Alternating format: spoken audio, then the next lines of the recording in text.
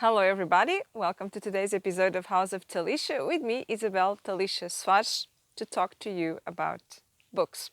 And I bring to you one of the major classics of more modern literature, Joseph Conrad's Heart of Darkness, which is also considered the very first novel of the 20th century.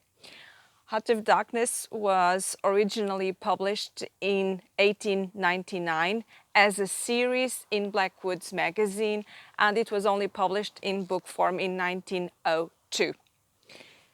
A little bit more about Joseph Conrad. Joseph Conrad was born to Polish parents at a time when Poland was under the government of Russia, and because his parents were, patriotic and nationalist, they were deported by Russian authorities to the province of Vologda, and he had this incredibly hard childhood. He was orphaned at the age of 11, and he was eventually raised by an uncle. He then led a life of independence. He has struggled for his independence. Of course, he found a job and he found a career as a sailor, and eventually he got to be a master mariner. He immigrated to Britain, and he was a sailor both of fresh water, in rivers, in Africa, and in the oceans. And Out of Darkness is inspired by what he lived being a sailor, a captain in the Congo River. He went to the river, to Congo River. He had the contract that was supposed to last for 3 years, and conditions were so hard that after 6 months he came back to Britain and he gave it up. And he based his experience as a boat captain in the Congo River to write Heart of Darkness.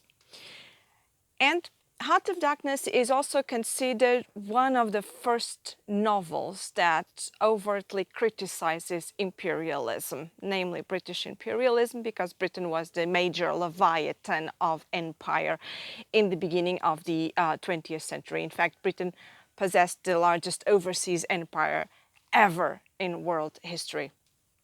Of course, that you have to contextualize Heart of Darkness and Conrad in the ethos of the early 20th century and late 19th century.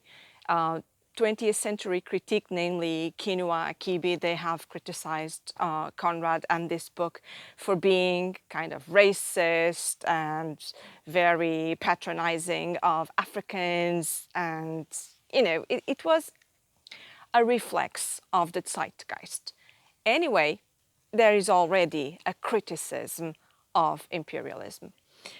And Heart of Darkness is set in the Congo, which was at the time a private hunting ground, let's say so, and the private colony of King Leopold of the Belgians.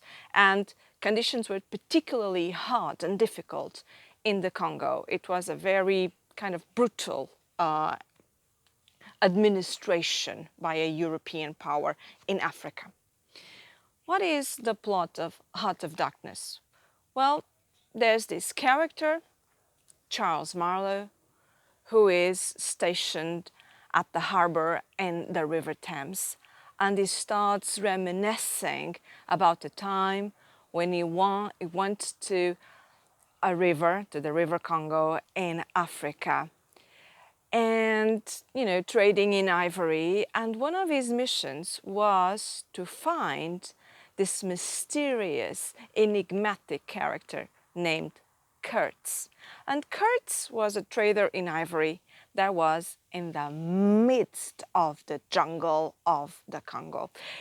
And presumably he had gone native. And to go native back then meant that he had descended into barbarism. And so Charles Marlowe had this mission of go and find him and bring him back to civilization, and civilization was, of course, European civilization. He goes and he eventually finds Kurtz, but there is no happy ending to this story because Kurtz was mad, he was a renegade, and you have to read the book to find out what happened. But it didn't end so well. And this book is so important in world literature that it influenced other major cultural product of the 20th century. We are talking about Apocalypse Now, the movie by Francis Ford Coppola, when you have Martin Sheen versus Marlon Brando. And Marlon Brando plays this renegade army officer that is lost in the forests of the Vietnam. And he has gone, wild and mad. And Martin Sheen goes into the jungles to rescue Marlon Brando. That was another a character inspired by Cut. So this book is highly influential, and there has been several adaptations. There's one adaptation with John Malkovich, and John Malkovich playing Kurtz. So a very memorable book in literary terms. It is part of the canon of the to be read books. Joseph Conrad is also known for having written another masterpiece called Lord Jim, and Lord Jim received better critique when it was released. And I remember reading Lord Jim for my, bachelor's degrees, and then I had to read Out of Darkness for my master's dissertation and also for my PhD. And I'd like to read to you a little excerpt of the book, which has to do with Kurtz and how enigmatic he is throughout the book. So let me see. Okay. I became, in an instant, as much of a pretense as the rest of the bewitched pilgrims. This simply because I had the notion it somehow would be of help to that Kurtz whom at the time I did not see. You understand. It was just a word for me. I did not see the man in the name any more than you do.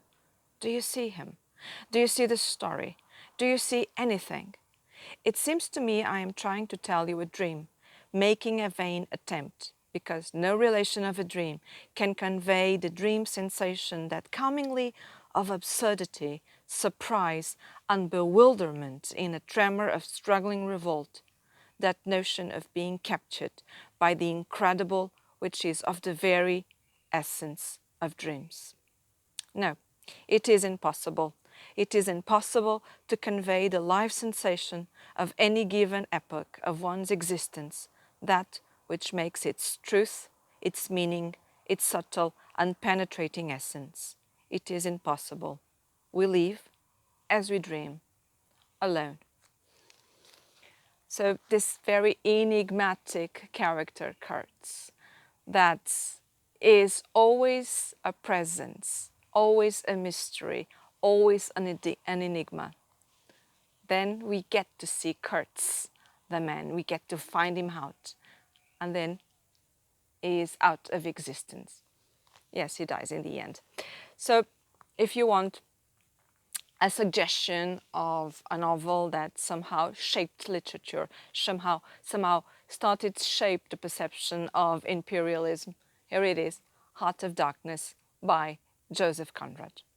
I hope you have enjoyed this kind of review, and if you like this content, please leave comments and suggestions here at House of Tallysha. We thus come to an end of our episode today. I'm Isabel Tallysha-Soares. Always a pleasure sharing books with you. For instance, in this episode, here on House of Tallysha, you know that I will be waiting for you.